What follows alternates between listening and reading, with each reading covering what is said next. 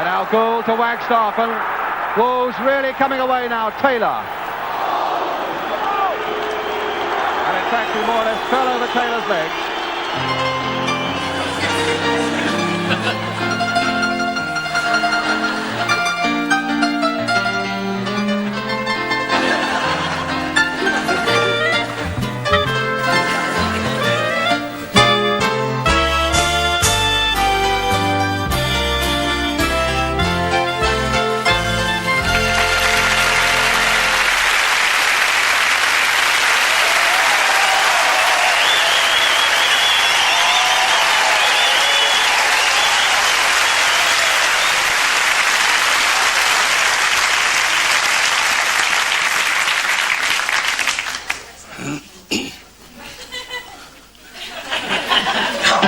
God save our gracious Queen. Look, get up, our noble Queen. God save her. Get up!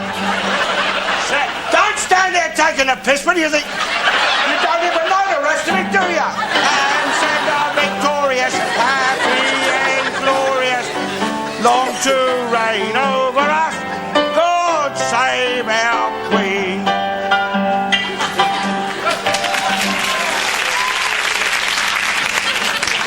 Bloody well ashamed of yourselves, a lot of you. Sit there during her song. You're right, if you emigrated, wouldn't it? You wouldn't dare do that for the other Elizabeth I. She'd have had your guts for garters, a lot of you. The reason I sung that song now is because if I sang it after, you'd all be halfway at the bloody bus stop before I'd finished. I've been a bus stop half hour, I've been stuck there bloody freezing. Go slow on the buses. They had to call it off, nobody noticed any difference.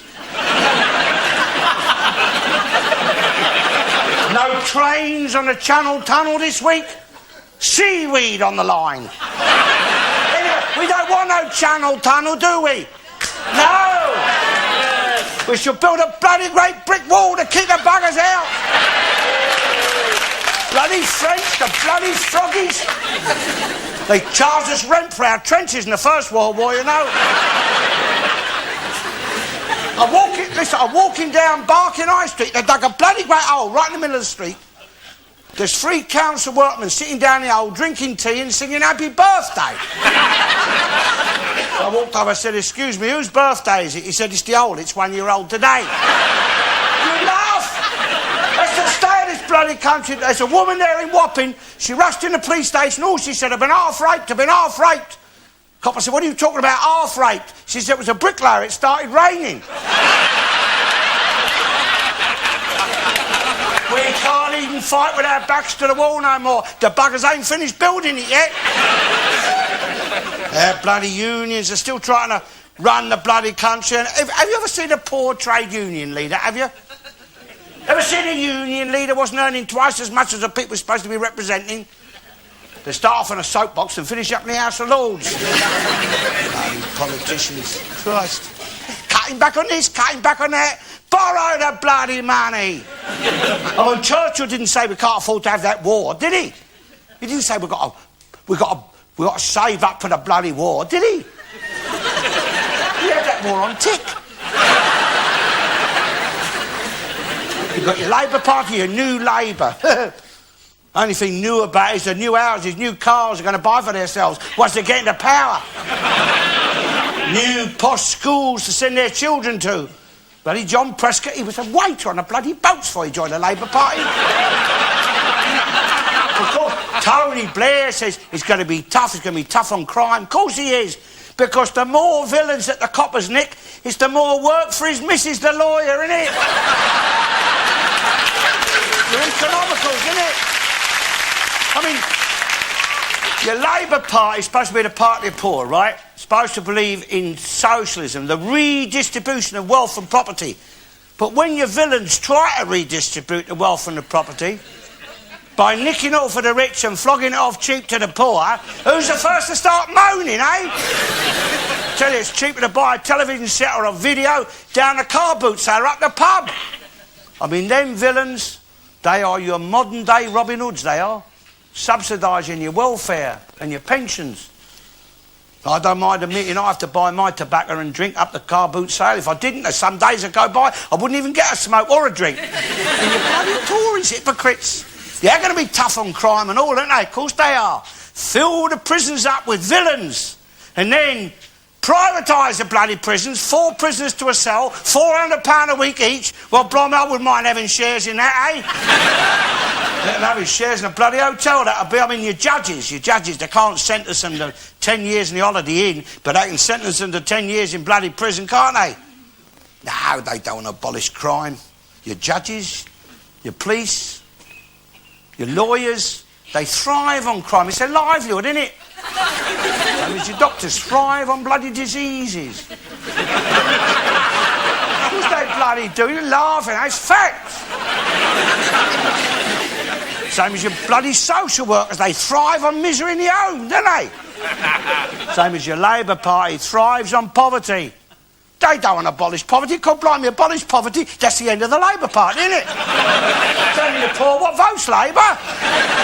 As soon as you make a few quid, you vote for the other lot, don't you? It's a well-known fact. Of course it is. Now, what I think would be a fairer way, instead of having elections every 5 years, what they ought to do is have half-time, like a football, all change ends. Let your rich have a go at being poor and living in the slum half of the country. See how they're like that? And let your poor have a go at living in the rich half of the country and all the big houses. That'd be a more fairer way, a more Christian way, wouldn't it? I mean, some of your politicians, they might be persuaded to improve the pensions and the welfare if they knew they was going to have to live on it themselves for a few years. Oh, blimey. Hey, here are, Mr. Politician. Here's your slum house. See how you like living in that? With 1 bar of electric for the next 3 winters. That would be too Christian, wouldn't it? Of course it would. I mean, God tried to make them Christians, didn't he? But he couldn't do it, and he was God. Bloody elections, they won't change nothing. If they did, they'd make them illegal. They'd ban them. Any questions? It's a public meeting. Mr. Garnett, wave your arm. Who's to? Oh, you. Mr. Garnett, you've been a lifelong Tory supporter, but I detect a little change. Have you, like millions of others, are you about to desert a sinking ship? Yeah, you know our politics, don't you? Mrs. Huey, yes. It's nothing to do with deserting, my dear. Politicians... All right, look. You're a politician, right? Everyone's got to earn a living, admit that. Now you want to be a... Well, go on, speak. It's a public meeting. What do you want to say? I'll leave it up to you. It's the first time you've bloody well done that for me.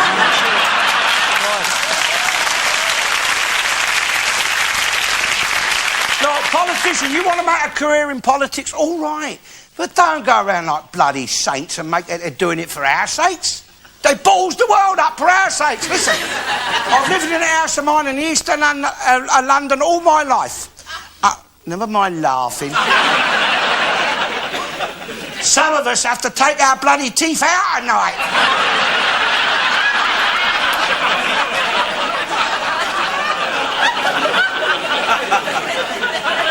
Where was I? I've lived in a house of mine in the east, and I've served, my dear, I've served under 15 prime ministers. And I've been bloody poor under every one of them. I mean, you wait till election starts. You'll see them. They'll come in the pub there, hobnobbing with the likes of us. They think that half a pint of beer and a smile is enough to get your vote off you. They're knocking on my door like bloody brush salesmen here, trying to cadge your vote off you. They should be made to buy your vote. Pay cash up front for the vote. I mean, listen. Shut up. I haven't got time for that. In the old days, my dear, in the old days, you got a sack of coal for your vote. Yes, and when the election was over, you still had your sack of coal. But now, when the election's over, all you've got is a sack of lies and empty promises. Mind you, I'd sooner have them knocking on the front door than coming in his living room on the bloody television set, I'll tell you. At least you can slam the door in their faces, eh? In the old days, you could pour a bucket of water over their heads. Wasn't always tap water neither. What I say is this. If your politician's going to tell lies, get a decent actor to play the part. Let Michael Caine be Prime Minister. He'd come across a lot better telling lies, he would, wouldn't he? When you're Ronald Reagan, he acted a good president, didn't he? Yes, he did. And look at the lies they wrote for him. I mean, look at that last election. It was pathetic, that was. I mean, I don't know why they bothered. It was bloody opinion polls every day, wasn't it? First Labour in front, then the Conservatives in front, then Labour in front. Mr Major had his line up and down 3 times, you know. And Neil Kinnock, remember him? Old Viet Taff. He wasn't playing fair, was he? Riding up and down Downing Street in a removal van. And then he stops outside of number 10, places his order with the milkman. So, but it was Neil Kinnock. He's done all right, hasn't he? Eh? Him and his missus, oh, blimey, they've done all right. Was him what won the election for the Tories last time. He stood up there on telly 2 weeks before the bloody election. Vote for me, he says. Vote Labour. And then he threatened to put 2 million unemployed back to work within a year.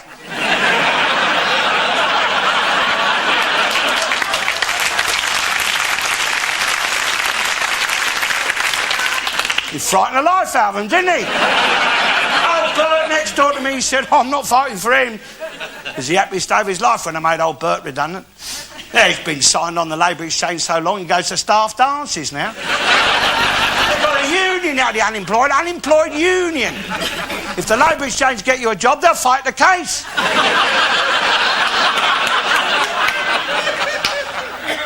Question? I've got a very important constitutional question. Oh, God, blimey. I hope I can answer it, sir. Well, I hope you can. I think you'll be able to. Tony Blair promised that Scotland and Wales will get their own parliaments. Now, any sane, reasonable, right-minded person can see the merits in that. Can they? Yes. I'll tell you what this sane, right-minded person thinks of that in a minute. Go on. Well, you're making a speech, you're asking a bloody question. I'd just like to know your views on devolution. I don't know about devolution, mate, but don't give the bloody jocks their own parliament, for Christ's sake.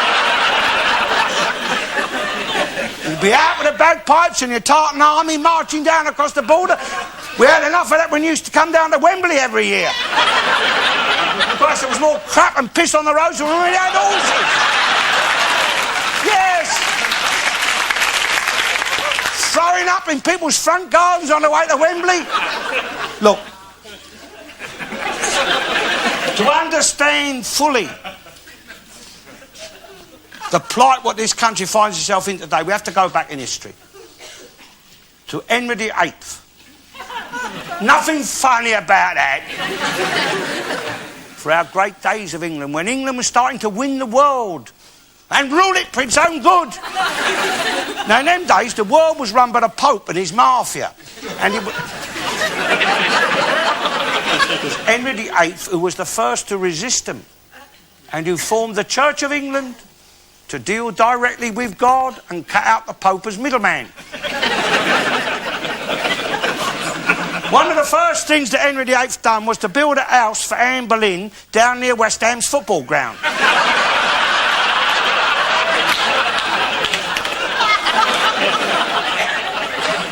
Right next door almost, your Boleyn Castle. It's a pub now. It was Henry VIII who formed West Ham United. It bloody was. So he'd have somewhere to go for Saturday afternoon, take his mind off things. And that is why your West Ham United play in King Henry VIII's colours. Until this very day, they are, look, claret and blue. Claret, what was his favourite drink, and the blue for the royal blood. They never learnt you that in school, did they? No. As a matter of fact, it was down at West Ham that King Henry met Anne Boleyn. She was a local girl. She'd come from Canning Town.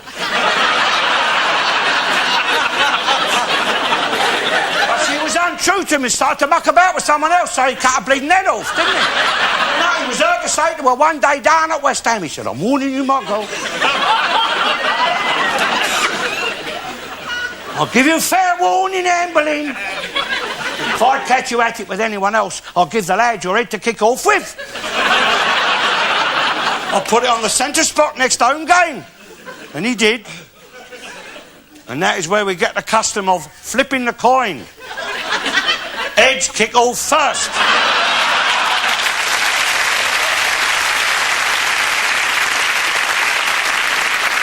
Mr. Garnett, I have a question. In fact, you've been very quiet about the royal family this evening so far. And a lot of people of late have been saying that the royal family is a bit like a living soap opera. I mean, at one time, they were more on the telly than Coronation Street. So what do you think about the young royals kissing and telling on the box? She scrubs up well, doesn't she? You remember you said that you'd have dinner with me afterwards, so I dressed up for you.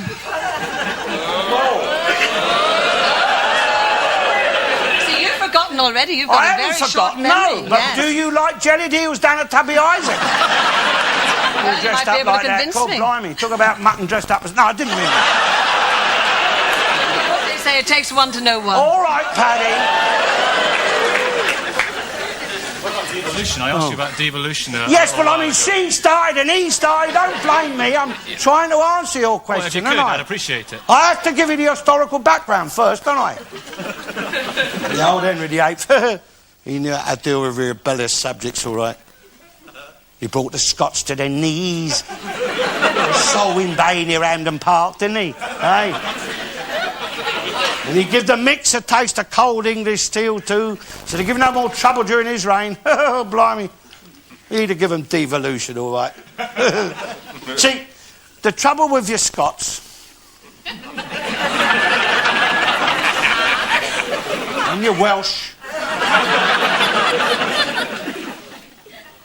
and your Irish... is they want to be like us.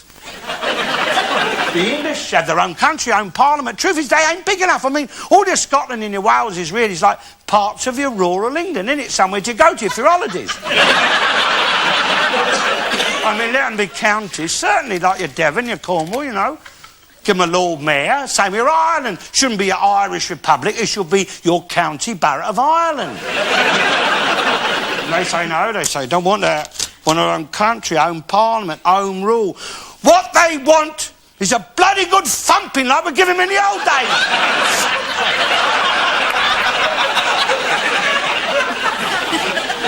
I mean, not a war, you know. I mean, you can't have a war with them, can you? I mean, them wars we had with them in the old days wasn't proper wars, was it? More like blood sports, really, wasn't it?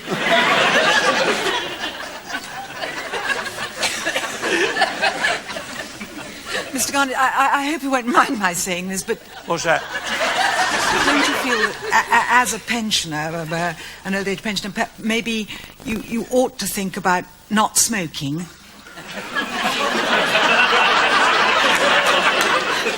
Didn't I stay in your boarding house once in Clacton? You know the face. Don't talk bloody daft. I had enough of that on a bus coming up here. Some silly cow starts waving the bloody arms about. Oh, she says, I'm inhaling your smoke, I'm inhaling your smoke. I said, you're bloody lucky I don't charge you for it, missus.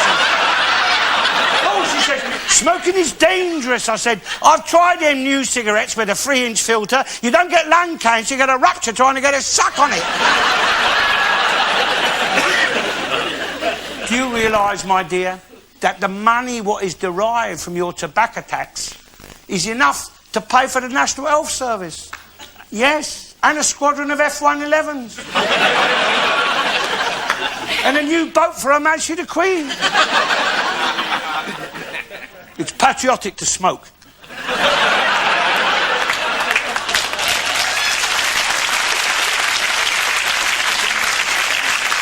And people who give up smoking because they're frightened of it should be given white feathers for cowardice. I am smoking for England and the Queen.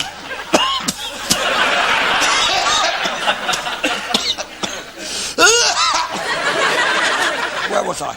Oh, yeah. You're Scots. Yeah, well, see, all your best Scottish things is only really appreciated when they come south of the border. Is that right, Sir Teddy?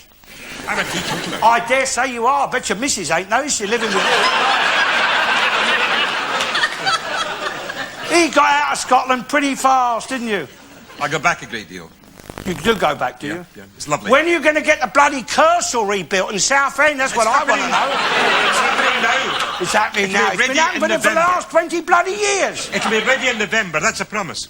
Oh, really? Yeah, Tory promise. Right, I'll come down and get me candy floss then. I see. That is your alternative medicine, Sir Teddy. Oh!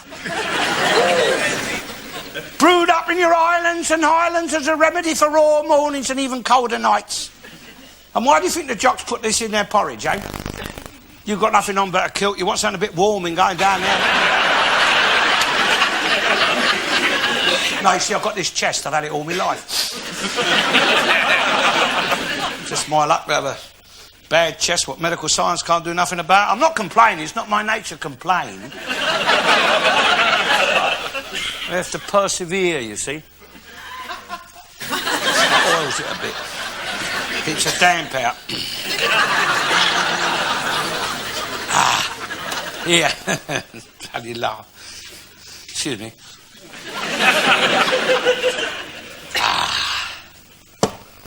Now, Vicar, in our church, he said, what's going on about the evils of the demon drink? He gave his sermon on it last Sunday. He had a glass of water in one hand, a glass of whiskey in the other, and he had a worm, an ordinary garden worm, and he put it in the water, poured it out, and it was still wiggling.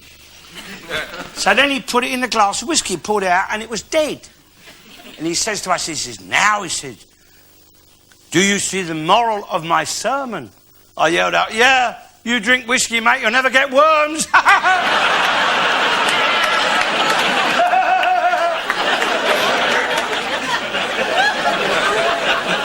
Congregation pissed themselves.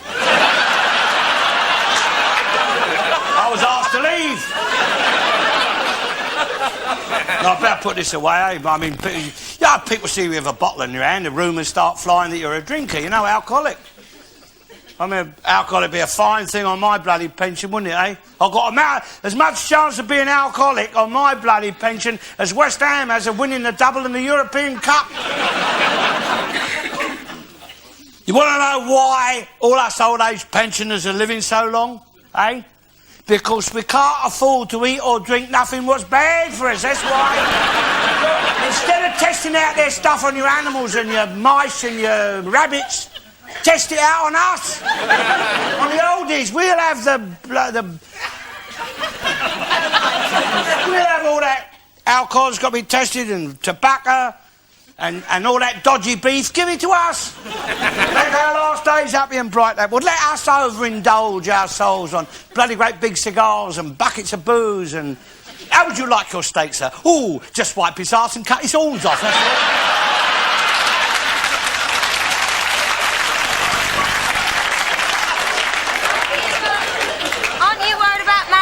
Disease, Alf. What's that? Aren't you worried about mad cow's disease? Mad cow disease? Don't talk bloody daft.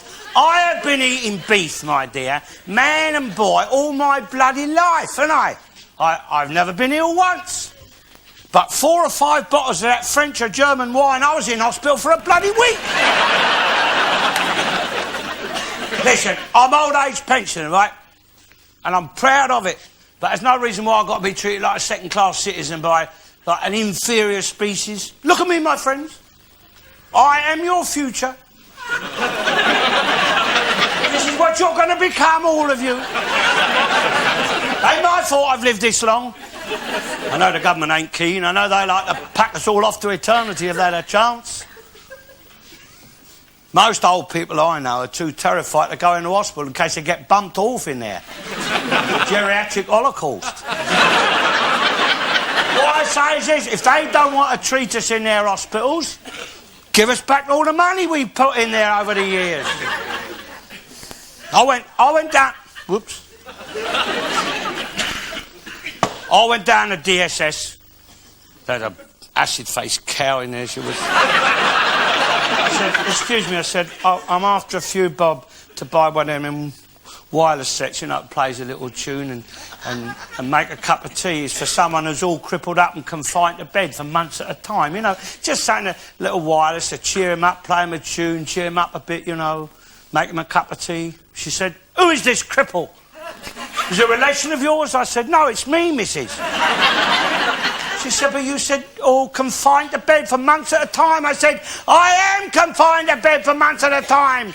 I can't afford to get out of bed some mornings, so bloody cold. I can't afford to put the gas on. So if I wanted to end it all, I couldn't afford to. I couldn't afford the gas to end it all, could I? Can't afford to drink or smoke, which would be a better way of doing it. I can't afford a platform ticket to throw myself under a bleeding train. To throw myself under a bus, I suppose they said I'd probably freeze to death waiting for the bloody thing. Or else I'll get so badly injured I'll finish up in a wheelchair with no one to push the bloody thing. All right, love. Does nobody love you at all? Oh, hello. Hello. It's not a question of love, my dear, is it? I mean, what good is love if you're cold and hungry, eh? I tell you, if you've got money, you get all the love you want. If you're a millionaire, my dear, I'll wager you'll have hundreds of people running around you telling you how much they love you. Well, telling you they love you and really loving you, what's the difference? As long as they act like they're loving you and make enough fuss of you. What's the bloody difference? This is all very well, and it's, you know, it's very...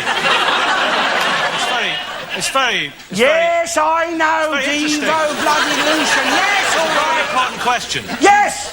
I'm trying to deal with it. I keep getting distracted. Could you deal with it, please? What? Could you deal with it? I am dealing with it. You never learned to swim, did you? Couldn't keep your bloody mouth shut long enough.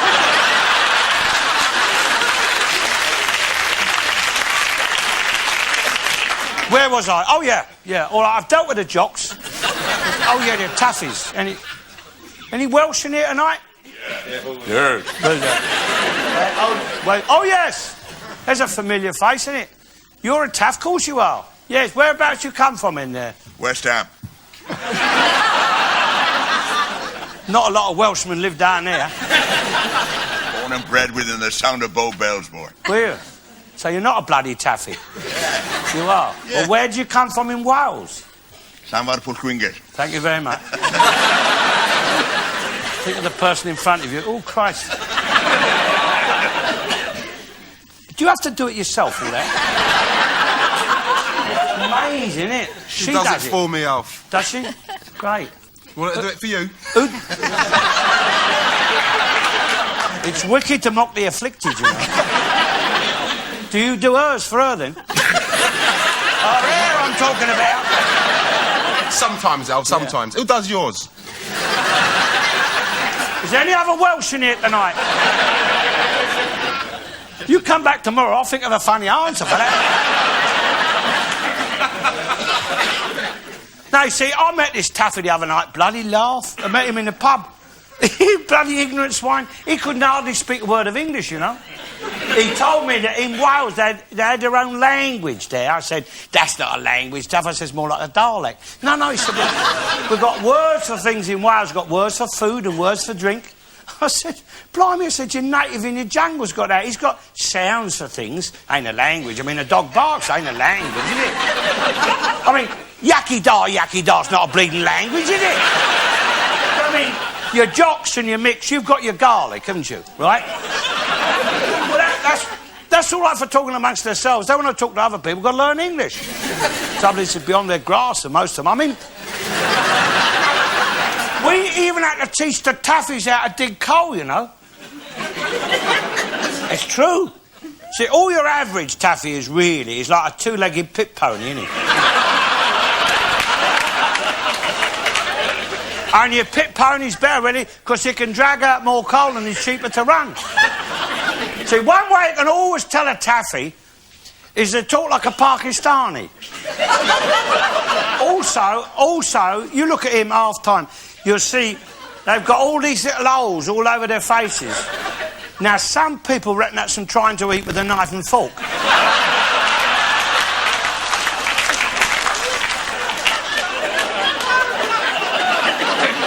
more likely that is your coal pox, you see. Your coal pox. They was taking all this coal dust home in their faces, and the mines was losing thousands. Until they installed the pithead showers and made them wash it off when they went home. Because I think it's a pity, really, that there's no coal mines out in Ireland, because, I mean, your Mick, he's good with a shovel, isn't he? You give a Mick a shovel and a big hole, and he'll go and dig until he comes up the other end, won't he? Hello, little surprise for me in here.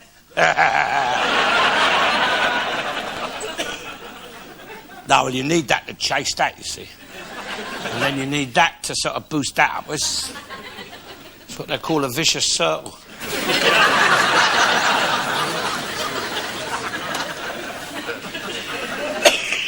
Oh, it's good. Oh, it's nice to have a little drink in it, eh? I mean, I feel sorry for people who don't drink. They wake up in the morning, that's the best they're going to feel all day, innit, eh? Is that right, Sir Teddy? Yeah. See, the thing about your drink is it oils the wheels. It helps you to live with people.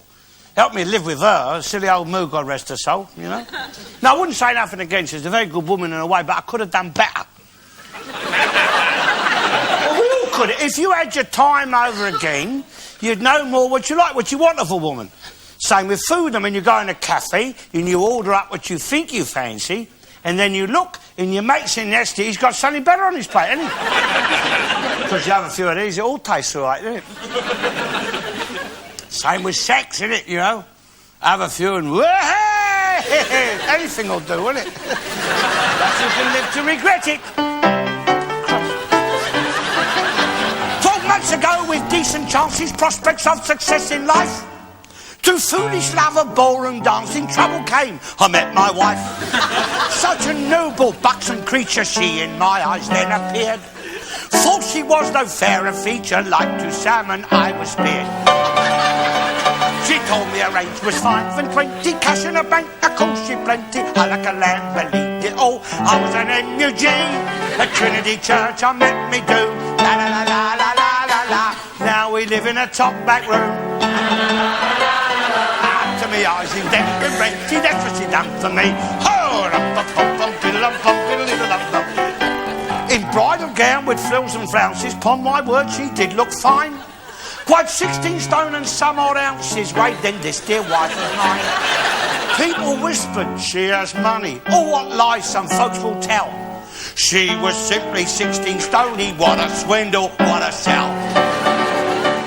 She told me her age was 5 and 20, cash in a bank, of course she plenty. I like a lamb, believed it all. I was an MUG, at Trinity Church I met me do. La la la la la la la. Now we live in a top back room. La la la la la la la. Up to me eyes in debt with renty, that's what she done for me. Ho! When she confessed, I scarce believed her, though at last the truth she told. She hadn't got a blooming stiver, she was 36 years old. I can only grin and bear it, poor indeed is my estate. She, poor cow, is forced to share it, down will come her mortal weight. She told me her age was 5 and 20, cash in a bank, of course she plenty. I like a lad, believed it all, I was an MUG, at Trinity Church I met me do. Now we live in a top back room. Up to me eyes in debt with renty, that's what she done for me. Ho! Hey!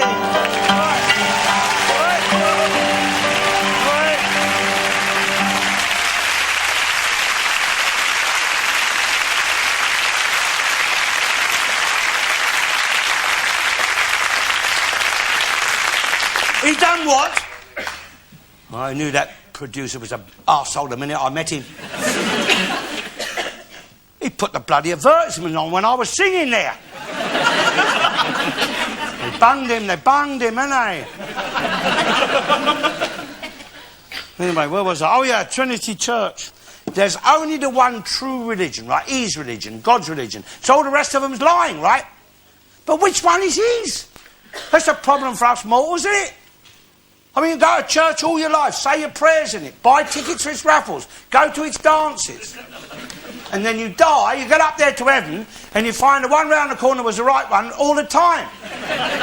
Well, I mean, if your religion ain't going to help you get into heaven, you might as well have extra couple of hours in bed of a Sunday morning, eh? Bloody Christian church, I don't know, they got more branches than Marks and Spencer's. You don't really believe all these fairy stories about God and the Bible and Jesus, do you? You blasphemous swine! Sit there with the bloody lights reflecting off your bald nut! You're ashamed of yourself. I only hope he can hear you. I only hope he strikes you down where you're sitting. You read your Bible, my friend. It's all there, the creation, your Genesis. It's marvellous. Read it. He made the world in 1 week, all of it. England, America, Russia, China. I reckon he got to Australia about Saturday afternoon when he ran out of water. But he must have been hard at it all week, not like some of the rubbish sat in the bog smoking all day. In the same week he made Adam, didn't he? And he took a rib from Adam and he made Eve so she could clean and wash up and look after Adam.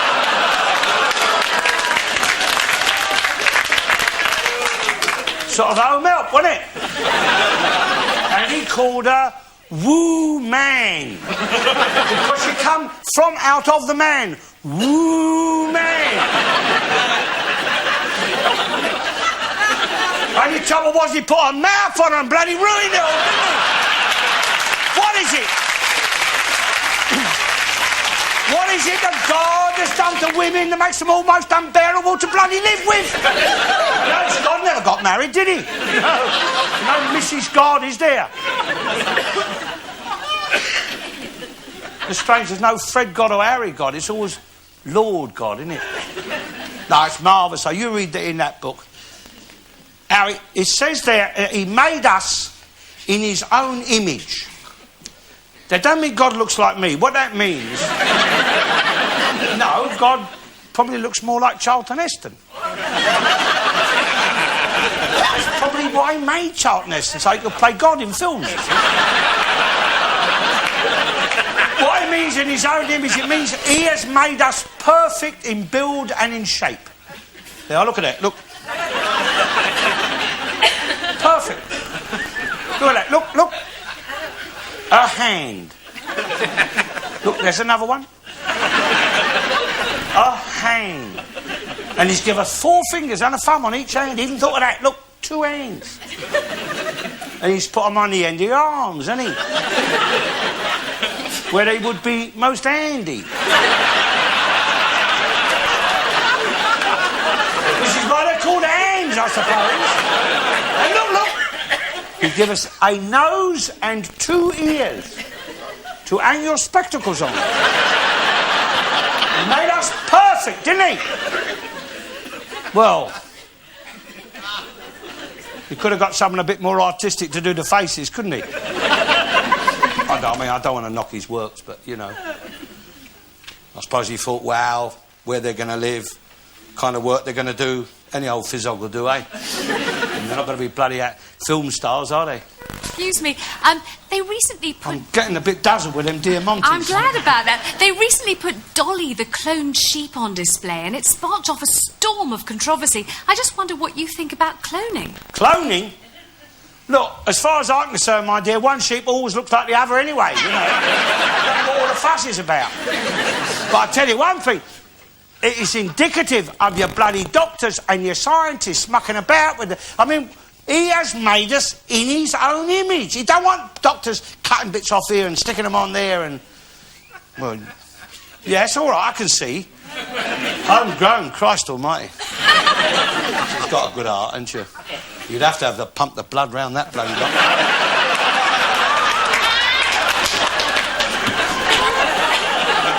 You do transfusions then? Oh dear. No, I mean the bloody doctors and scientists, they take liberties, don't they?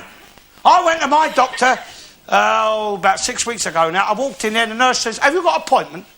I says, "An appointment? How do I know when I'm going to be ill? Don't be bloody daft." What am I supposed to ring up and say, "I think I'm going to have flu next Tuesday, I'll make an appointment"? He says to me, he says, what's the matter with you? I said, I got this terrible pain in my leg. He said, it's old age.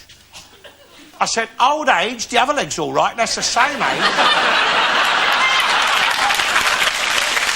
I said, shut up, I ain't got time for that. I said, what am I going to do? He said, limp. I said, just a minute. He said, what are you going on about, Garnett? He said, you're all right. He said, you'll live to be 10. I said, I am 10. He said, yeah, I told you. I said, all right, smart ass. I said, what about that bottle of pills you gave me last month? Make me feel strong. He said, what about them? I said, I can't get the lid off. And I said, and another thing, I said, are you aware, doctor, you've got a suppository stuck behind your ear? You got bloody suppository stuck behind his ear hole. He says, Christ almighty, what's that bloke done with my fountain pen? You see? I went out of his surgery. I went in the waiting room there. There's a nun. A nun sitting in the waiting room with the tears pouring down her face. I rushed back in the surgery. I said, Doc, excuse me. I said, you've got a nun in your waiting room. She's just crying her eyes out. He said, yeah, I know. I've just told her she's pregnant. I said, is she? He said, no, but it's cured her hiccups. Anyway, I wouldn't have been the least bit surprised if she had been pregnant. All this, you know, all this permissible society. You know, where, I mean, look, all this concert parties of people with AIDS. I mean, after the First World War, there was thousands of soldiers coming back with a dose of VD, wasn't it? They didn't have concert parties for them, did they?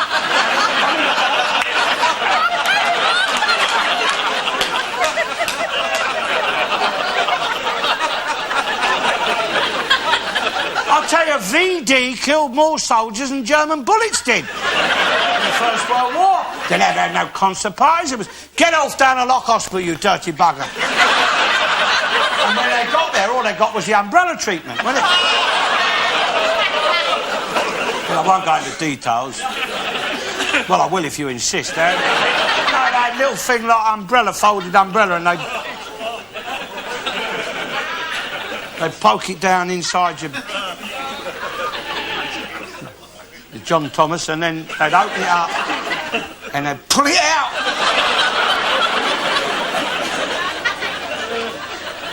And I'll tell you, with that VD, if you didn't die of it, there's bits and pieces you were falling off all over the place. You couldn't have no safe sex. You couldn't have any sex, could you?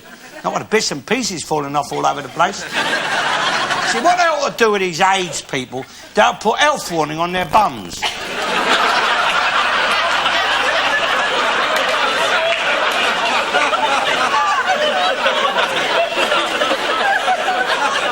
Like on a cigarette packet, you know? Health warning.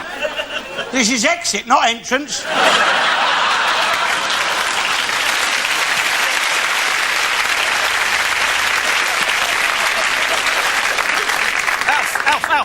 Alf, listen, I've got to tell you... Somebody barking out there? What? We're talking about just changing the subject quickly, like your team, the Hammers, right? And should be called the Hammered, by the way, they've been performing this season, by the way. That's not funny. Listen, I live in Canning Town, it's all right, don't worry, settle down. Now, what would you... If you wanted to put West Ham back on the road, how would you get him on there?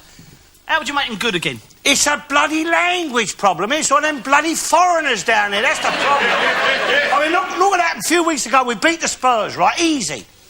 Why? Because Harry Redknapp only put British players out there. They could understand each other. They could understand the ref. And more importantly, they could understand what I was yelling at them from the touchline. I mean... You think of the bloody state of the game now. I mean, it's ridiculous. Liverpool, Manchester, Newcastle, supposed to be so poor up there, aren't they? Eh? I mean, the old bleeding towns, they're all unemployed. How is it that they can afford 3 of the most expensive football teams in the country, eh? I mean, they're all in a bleeding dole, but they're playing twice a week up there. The ground's always packed to the rafters. How are they getting the money for it? I'll tell you, your Liverpool, your Manchester, Newcastle... They are being subsidised out of your DHSS. And now we're back in Europe. We are playing against teams that are being managed by your drug barons. Look, you take your Italy. That's a poor country. That's poorer than bloody Liverpool, that is, isn't it? How can they afford to pay bloody millions for players, eh? Because it's your mafia money, it's your crime incorporated money, it's your drug barons' money, innit? Well, that's who we're playing against. Well, we've got plenty of criminals down at West Ham, haven't we? See them all up there in the stand, every home game. Well-known faces in the underworld. Well, why don't they pull a few jobs and buy a few decent players for us? What? You're going on about drug barons. What do you think about players in football who use drugs? Well, if it improves their game, give it to them. See, in the old days, down at West Ham, the team used to get in the Bowling Arms there, in the pub, and they'd be drinking right until 2 or 3 minutes before the kick-off. But they really put them in the right mood for the game, see? And then the ref would pop his head round the corner, and he'd say, "Righto, lads, ready when you are." Old Jim Barrett, centre-half and captain, he'd knock his pipe out, and then he'd place his orders for half-time. Well, they never had no lemons in those days. They never had no kissing in them days, neither. You try kissing a bloke after he'd scored a goal, you've got a smack round the ear, I can tell you. Look, if a player is well dosed up with cocaine and he gets a flying elbow in the mouth, well, he won't feel it, will he? Speed the game up, won't it? Save all them ambulance men running on every 5 minutes. Because you got a smack in the mouth, didn't you, Gary? You look all right now, though. He looks well, doesn't he? Nice to see you. What? Yes, sir. Most soccer supporters are peaceful and law-abiding. Of course they are. But there's a hardcore among them that cause a lot of trouble wherever they go. Right. What would the Garnett remedy be for wiping out this hooliganism? Simple. Very simple, my friend. Brand them. Put a branding iron across their foreheads. Brand them for life. Soccer hooligans, raggers, muggers, rapists. Unemployed, unemployable. So when we see them, we know who they are. We can kick them and bash them.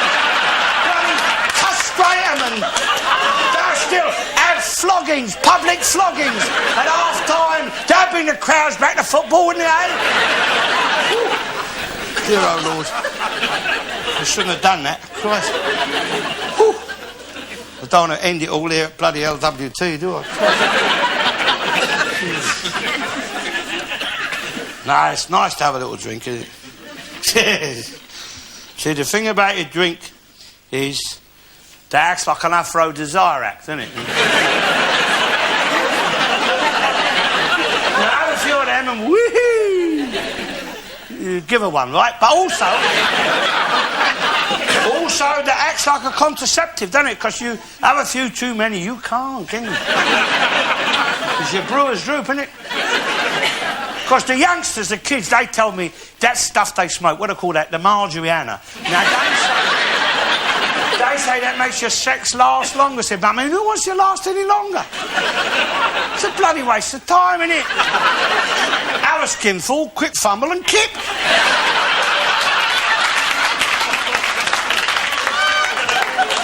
Trouble is the women, they make demands on you, unnatural demands. Do you know what? The first year I was married to that silly old moo, God rest her soul, hardly a month went by without her wanting carnival knowledge. And if I didn't, it got me food slopped up. Well, sex ain't a thing the working classes used to. Not that kind of sex, not pleasure sex. Can't expect a working man to come home after a hard day's work and entertain his wife with sex. You've got time for it. What want to watch telly? I got in a pub. We've seen women world leaders. We've seen a woman running MI5, and some of the best barristers at the bar are women. So you've got to admit, Alf, that women are making a pretty good job of things. In fact, they probably make a better job of things.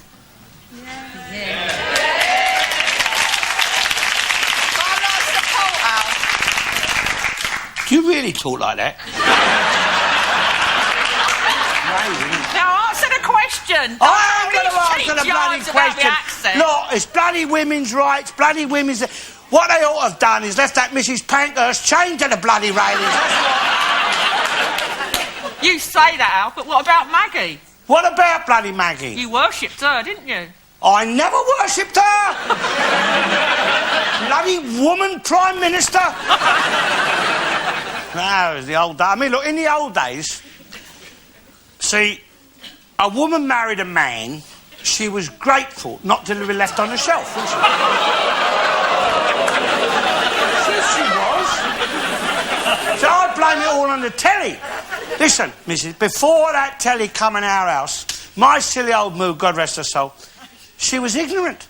She was ignorant and better off for it. That's what sucks out. Stuck in front of that telly all day, letting them stuff her head full of nonsense. Do you know what she said to me one day? She said, "Half this house is mine," she said. What do you mean nodding your bloody... Half that? I said, "Well, let me tell you about your half of this house. It's stuck to my half." That's where it's bloody well staying. I mean, I wouldn't have minded. She was no bloody good at housekeeping. I mean, look, I used to give her nearly half of what I earned. She was always on the ear hole for more. So look, a man gets married, right?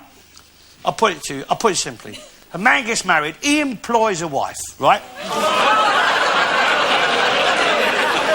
He don't get the same conditions of labour as your ordinary employer of industry gets. Ordinary employer, if he employs someone that can't do the job, he can sack them, right? But a man employs a wife. If she don't turn out like you hope, he can't bloody sack her. He can't even dock a time off. She didn't sack you, though. What? She could have sacked you. It's not a question of her sacking me. I am the man with a wage packet, isn't I? I mean, they're often want a bloody divorce. If you say a word to them, I mean, just for argument's sake, supposing she'd have got a divorce off of me, the silly old moo. Eh? Well, some soppy judge, he might have given her half my house. And say, I've got to support her for the rest of her life, and her not doing Anne's turn for me. You were laughing. She put up with you. She didn't. I had to put up with her. It's a case of mutual putting up, isn't it? I mean, you get a sack off or something, they don't say to the governor you've got to give him half your factory. Support him for the rest of her life. I mean, let her have the dole. Yeah, I don't mind that. Look, you take your big football clubs. Now, we've got a lot of footballers over here. See, you got a player and he's gone off a bit. He can't do his job for the club. They don't sack him, do they? They put him up for transfer, right? Why? Because they want to get back the money they've invested. Well, it's the same with husband. He spent a lot of money training up that wife of his. He should have the same prerogative, shouldn't he? Look, excuse me, sir, is that your wife with the gold barrage balloon on it? Is that your wife? Yes. How long have you been married? 15 years. 15 years, right. And he hasn't paid me once. Look, could you have that out when you get home tonight? 15 years. Well, I don't think that really applies to me. What about the bloke behind with a Father Christmas hair there? Is that your missus? Yes, that's right. How long you been married? 3 years. 3 years? Oh, yeah, well... Right, what about Sir Teddy? Excuse me, Mr. Garnett, could Yes. I just ask you one question? Certainly. How do you equate your attitude to women to the fact that we had to stand up to the lady at the beginning of this? You had to stand up for We her? had to stand up for a lady at the Well, of beginning course. here. Imagine the Well, Queen. how do we equate this attitude to women in general? I stand up for ladies. Of course I do. I stand up for women ladies. aren't I the open same. car doors for ladies. Right. Providing they do as they're bloody well told. So Teddy, is that your missus? Yes, indeed. We've been married for 26 years. It's 26 years, It's been a great right. success because just like you, I'm a perfect gentleman. There you are. Would you like to comment on that, missus? 26 years. Now look, just for argument's sake, Sir Teddy, supposing you're not satisfied with her. I mean, it's purely hyper-theoretical, you understand? Now, you put her up for transfer, right? See, now, I'll come along. Here I am. Here. Now, I'm in the market for a new one, right? So I'll discuss the pros and the cons of it with you, Sir Teddy. Let me see, 1971 model, is it? 70. 71? 70. 70? 70, yeah. 1970 model. One owner? No, I mean, you don't know. You've got a few owners. I mean, the bodywork gets bashed about a bit, doesn't it? I mean, 20-odd years, Christ almighty. You know, you start getting leaks and squeaks, don't you? I mean, all that number of years. I mean, the big end could go any minute, couldn't it? So I'd have to give her a medical check first. That's only fair, isn't it? Right? So, of course, I would be at an advantage because I'm unencumbered. I'm a widower, right? So maybe Sir Teddy there would ask me a few quid extra because he reckons she's got something that's worth a bit, you know, like... There's nothing that meets the eye, but...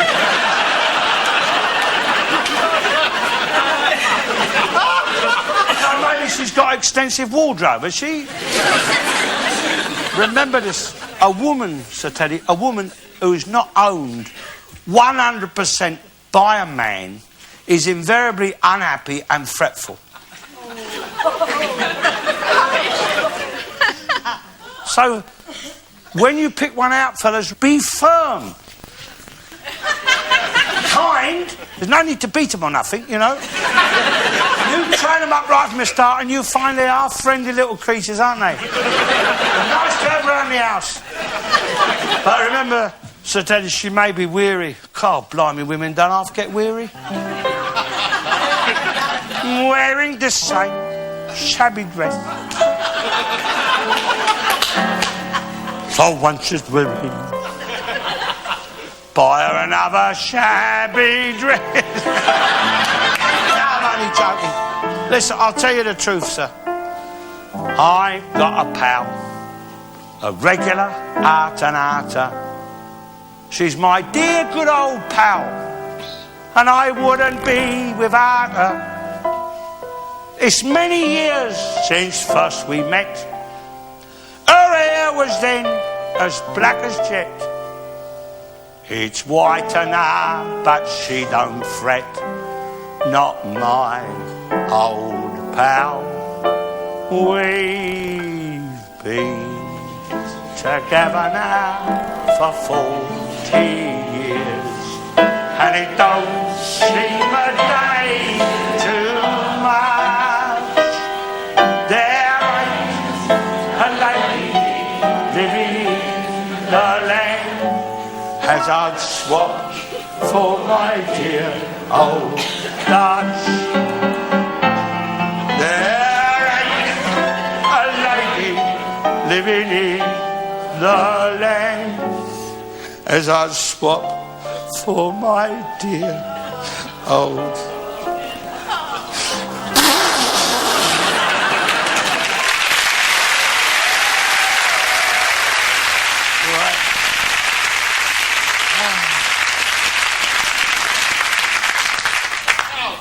What about this national lottery lark? I mean, like it or not, it's been a big success. But what about all these grants? What about all these grants to the do-gooders and the worthy causes? Do you approve of that? Look, bloody lottery money. Why don't they give some of it to us, the old age pensioners, eh? Help pay our television licence fees, eh? I mean, they talk about art and culture. That's our bloody culture, innit? Your neighbours. You're not short of a bob, Alf. You must have been putting it away, eh? Wicked old talking bugger. about? I'm not short of a bob. Can't even bloody pay. I have to have a black and white television set. That is our culture, the television. Why don't get something for... I mean, your neighbours, your Des O'Connor and your Cilla Black, that is out. I mean, they may not be able to sing as loud as Pavarotti, but at least they can sing in English. We can understand what they're bloody talking about. I mean, why don't they give some of that lottery money, help us buy bloody lottery tickets? Most of my mates, we can't even afford to buy a bloody ticket. There's millions they do to museums. I mean, they're full of rubbish, they are. You see them? Full of rubbish in the past. Old bones, old books, old bits of furniture, old paintings.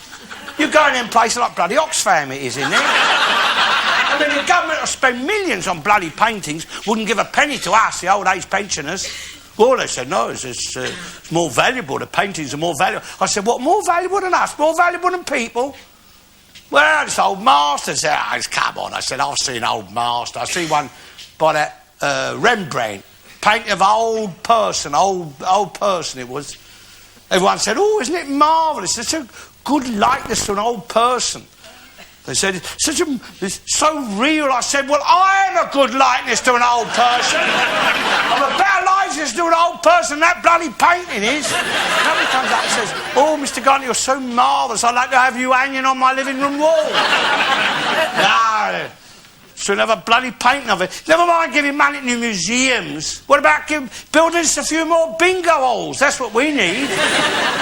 Nothing the matter with bingo, but have you had a look down the road at the Shakespeare Globe Playhouse? Do you think that ought to get a bit of lottery money? Do you think it deserves it? Weren't you Churchill once? I know, I've seen him. Yeah, of course you was. Look, the old Globe Theatre, Shakespeare's Globe Theatre, see? That's good, that was more like a palace of varieties in them days, you know. No, they used to hand out the rotten fruit and vegetable as you went in for you to sling at the actors, what they called audience participation. And that is why Shakespeare had them stand there doing them long speeches on their own, what they call a soliloquy. What is it? Soliloquy. Soliloquy, that's what I said. So you could have a few practice shots, get your eye in, you see. That's why them long speeches are so bloody boring now. You missed the throwing bit, didn't you? Listen, I went up the old Vic a few years ago now. What did we see up there? I took the silly old move. What did we see? Oh, tight arse Andronicus, that's it. Well, she couldn't make end the tail of it. I got fed up trying to explain it in the end. There's nothing like a palace of varieties in there. I mean, bloke come up and told me to put my pipe out. You can't get a drink in them. In the old days, the original Globe Theatre, they used to bring you drinks round where you were sitting. Nice big busty ladies. Well, you need a drink in a theatre, don't you? Some of the bloody rubbish they put on these days. Christ. Need more than a drink. Now they expect you to sit there for hours, can't talk, can't smoke, can't have a drink. Complain and say you're putting him off, putting the actor off. If he was doing his job properly up there, he shouldn't be able to hear us talking amongst ourselves, should he? I mean, you don't get footballers complaining about you talking during a football match, do you? Nah, it's the trouble with the theatre today. It's too much like a bleeding church. Well, there's a case in point now. If they would let you sit in church with a glass of beer in your hand and a fag in your mouth, they might get a few more people going, eh? Alf, you talked about a lot of interesting subjects tonight, but let's talk about something that's very important. What are you going to do about the English cricket team?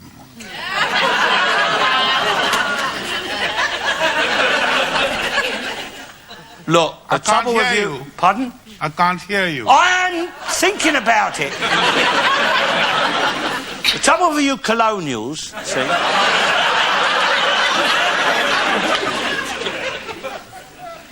I mean, you've never learned to lose properly, have you? That's the trouble. You have a lot of experience about losing. Thank you! See, our players are gentlemen. The first thing a gentleman learns is how to lose properly, lose gracefully. Not all the time. Sometimes. These bloody lot, I mean, they sling balls at all your private parts, they do. Say a word against it, you're bloody racist, aren't you? Look what happened the other night. Mr. Marcus Dow, how... Dark as how? Dark as how? Dark as bloody pitch, it is. Look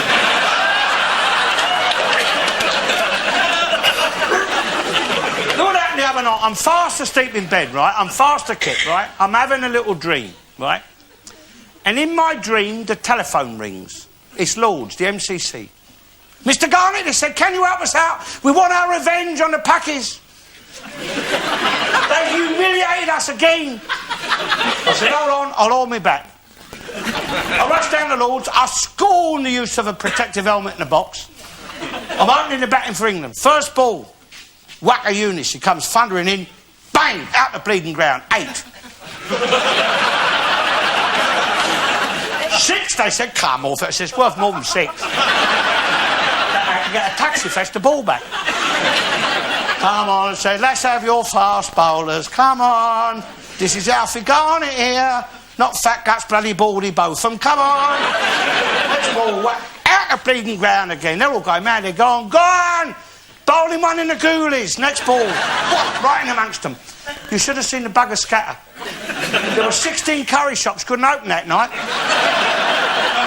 I hit 52 off the first over. I was 198 not out by lunch. He said, never mind about lunch. I said, come on, I'll back right through. Come.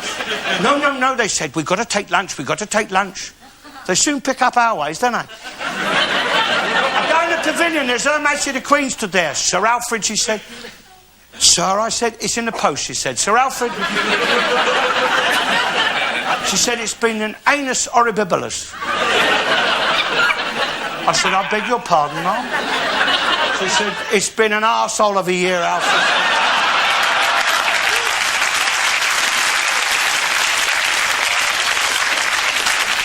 Them bloody children of mine, I should have had them throttled to birth. He said, you're the only bright spark on the horizon. We want you to take over the captaincy of England. Glenn Hoddle walks in. He says, you can't have him, Mum. We want him for the England football team. I left him arguing and toss. I'm opening the bowling for England. First ball, so hail. Bang! I broke his bleeding back. Oh, he says, what have you done to my bat? I said, have a look behind you, mate. See what I've done, you bleeding stumps. Next ball, Anzaman al-Haq. Oh, ha! You won't forget that day in Harry LBW. I broke his leg through the bleeding pads. Next ball, Wasim Akram, Pakistani captain. He stood there. He see me coming tearing in. He's trembling like a leaf. He's turned white with terror. Well, whitish. All the girls are there. They're going mad. They're yelling, Alfie, Alfie, we want... And they're all there. Rackle Welsh, Myrna Lloyd, Kylie Minogue. I'm just about to bowl me hat trick, and the silly cow upstairs wakes me up with a cup of tea. Mr. Garnett. Yes.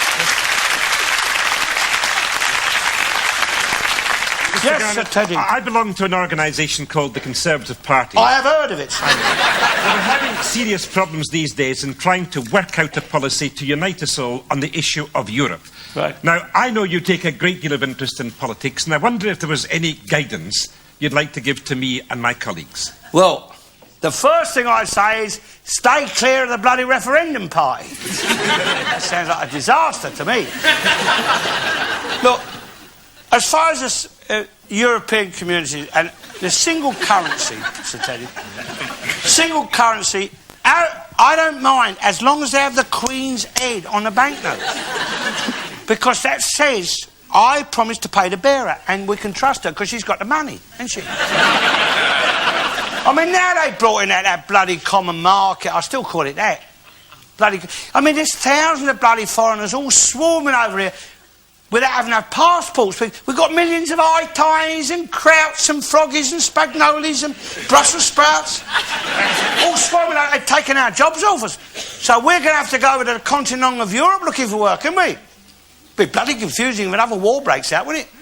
Well, you won't know what side you're on, will you? There'll be thousands of boats taking people backwards and forwards, so they can join up with their own armies before they can even start the bloody war. See, old Enoch Powell, he had the right idea, didn't he? People should stay in their own countries. The countries that was allocated to them. The countries we put them all in when we run the world. When we had our empire before the bloody Labour Party give it all away. Bloody Gandhi wouldn't eat his dinner to give him India. You know, the latest dodge had of getting in all the illegal migrants, I tell you, last August bank holiday Monday in Southend, there was thousands of them coming ashore, all the illegal, all pretending they'd been in for a little swim. Well, you don't go in for a little swim with flippers on your feet, a turban in your head, and two bloody great suitcases in your hand, do you? It's all very well the government bringing out their race relations bills, but how would John Major like it if he had a family of... I beg your pardon. Ethnics living next door to him.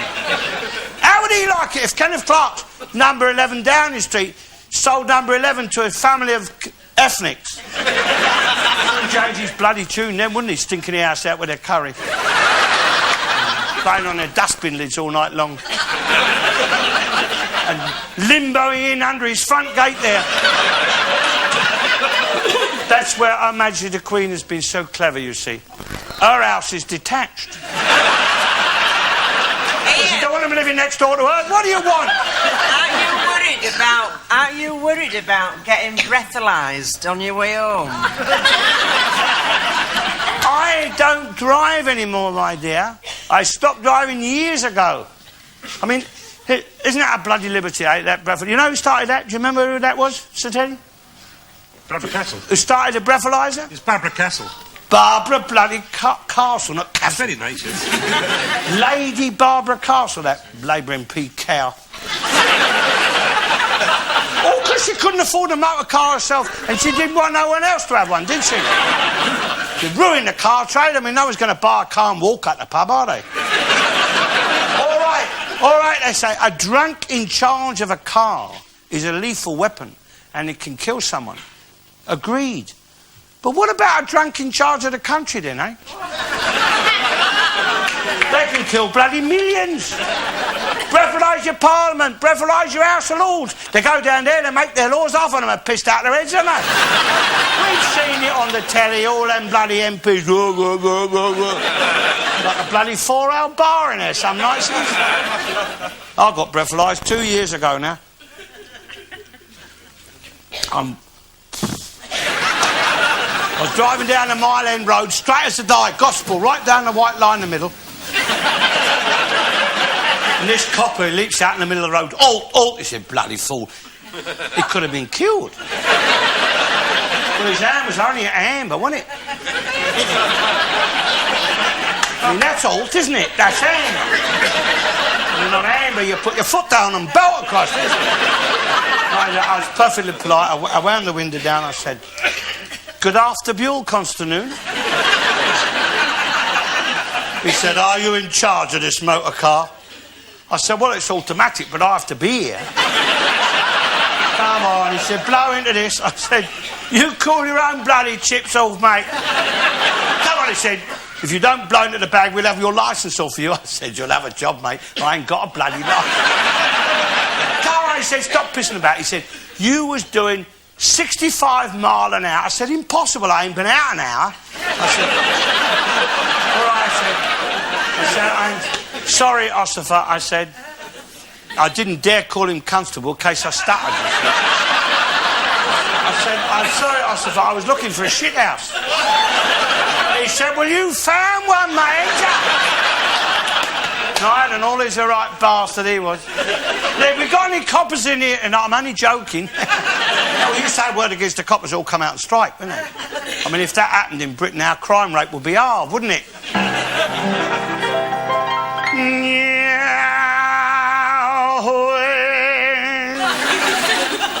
You watch me, darling. You watch me, Janet. When I... No, watch, Chloe. When I sing them top notes, darling. I see, when I sing them top notes, you can't put a bus ticket between the cheeks of my arse.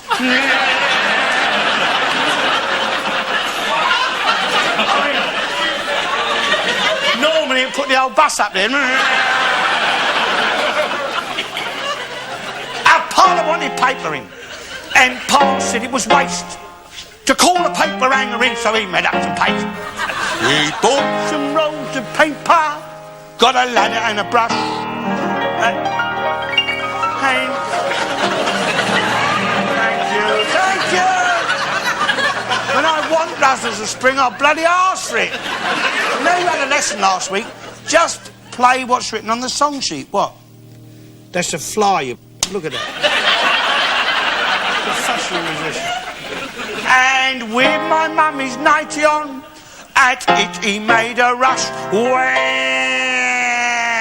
top a paper the parlour, you couldn't see in the page. Whoa! Dabbing it here, dabbing it there, a paste and paper everywhere. Me mother was stuck to the ceiling, me father was stuck to the floor. You never seen a blooming family so stuck up before. Oh, down the road the way when Oliver's stuck so jolly the Lucy's wing. Down the road the pace was killing, but the bear was willing for the lightning spin. Oh, the rest was licked and might as well have never been born. Whoa, mare, whoa there, you've had your little bit of cold. Dance, diddly-line, diddly-line, diddly-line. Flashback, boiled beef and carrots. Boiled beef and carrots. That's the stuff for your derby, Kel. Makes you fart, it keeps you well. Don't be on stuff they give to parents. From morn till night, blow out your kite on boiled beef and carrots. Now you all know this one, let's see you sing it with me. I'm Henry the Eighth, I am Henry the Eighth, I am. Whoa! I got married to the widow next door. She's been married 7 times before. Everyone was an Henry. Wouldn't have a Willie or a Sam. I'm a wrecked old man called Henry. Henry the Eighth I am. Oh, any old dime, any old dime, any old dime. You look neat, talk about a treat. You look at that from napping his feet. Dressed in style, a great big smile. Your father's old big tie on. I wonder if you touch for old what's saying. Old dime, old dime. All together now the last chorus. Let's see you sing it with me. Slap the bum, that brickwork, slap that all day long. We know all these fans on illness. We was pair exactly illness. Slap that flat with a whitewash brush. Talk with a fancy ball. I'll put my whitewash on the old woman and I put upon the garden.